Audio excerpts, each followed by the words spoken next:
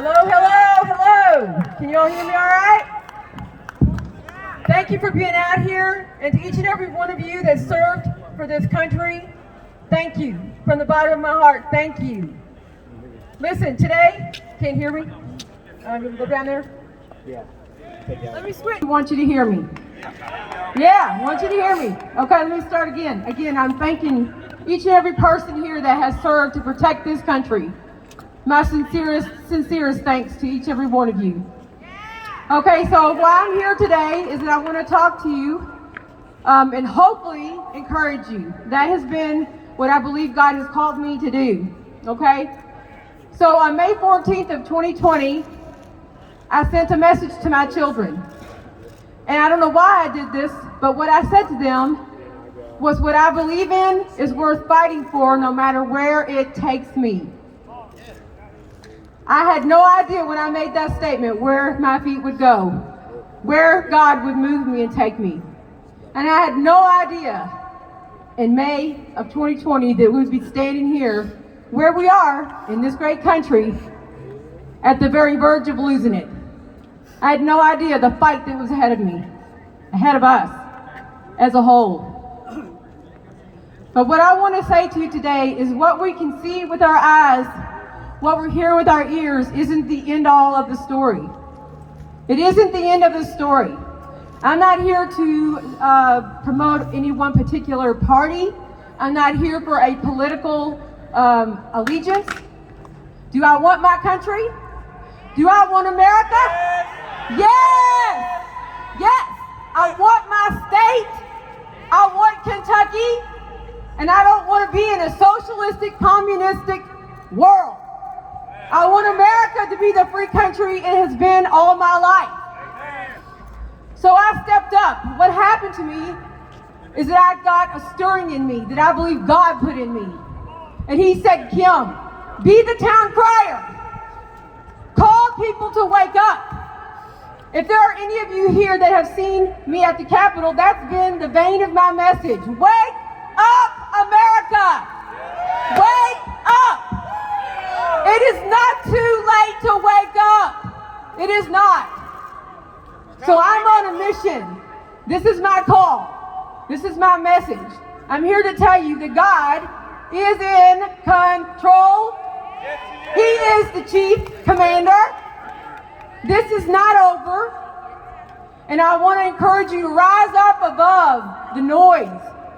Come above it. Rise up. You know what? God said that those that wait upon the Lord will mount up with wings as eagles. And they will run and not be weary. And they will walk and not faint. I know you're tired. I'm tired. We're tired. We are. It's been a fight.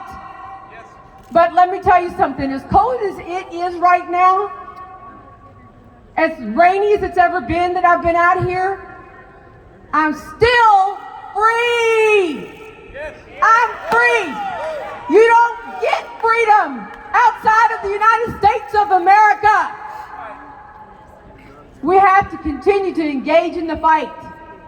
We can't just be tired and give up. Let me say this to you. The darkest hour, that's right before the dawn.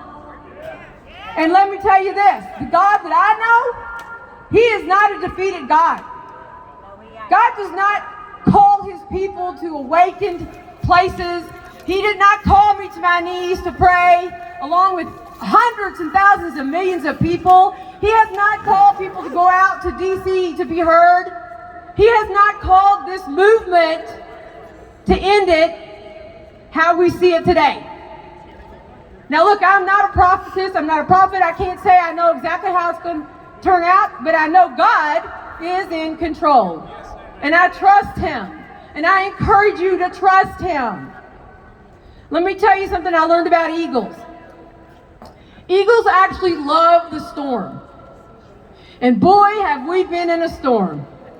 What a storm. But you see what happens to an eagle when the violent wind hits them, it actually hardens their wings. And then they're able to fly higher and to raise up above into the way up, 10,000s of feet, as high as they can go. I say we mount up with wings, and I say we get above the noise and we watch God do his work. You know, when DC chaos broke, I had the oddest peace. Not that I'm not for any kind of chaos. I'm not for violence, I'm not for chaos.